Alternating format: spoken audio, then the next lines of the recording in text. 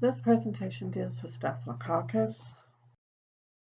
Staphylococcus is found just about everywhere. Some strains are non-pathogenic, some can be pathogenic, often considered an opportunistic organism. General characteristics of it is gram-positive. The color of it is white to cream to yellow, depending on the species that you are looking at. All species of Staphylococci are salt tolerant in that they can tolerate a much higher salt concentration in media than most other bacteria.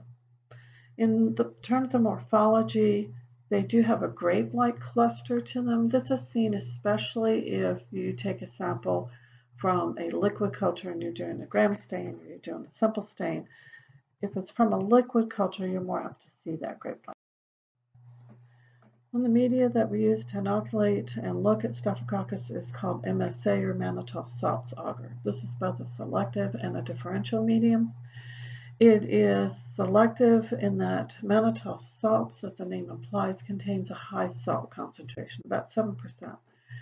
And as I just said earlier, most species cannot tolerate this, but Staphylococcus can. So Staphylococcus species are about the only thing that's going to grow on a mannitol salt agar plate. It is differential in that Staphylococcus aureus is a species that can ferment the mannitol into acid. Other species, such as Staphylococcus epidermidis, cannot ferment the mannitol. So there's a pH indicator that is added to the mannitol salts agar. It's phenol red. It does give the plate a reddish color. As it's made, it's neutral. And so if an organism is growing on it, from the selective standpoint, that should tell you that's Staphylococcus, then look at the color, and that's where you see the differential aspect.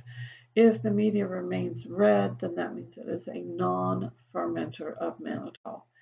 If it does ferment mannitol, it produces acid as a byproduct, which, because the phenol red indicator is in there, as the pH drops because of the formation of acid, the medium will turn yellow. Staphylococcus aureus is the only species that does this. There is a related video link showing the results from mannitol salts agar plates where you visually see the results.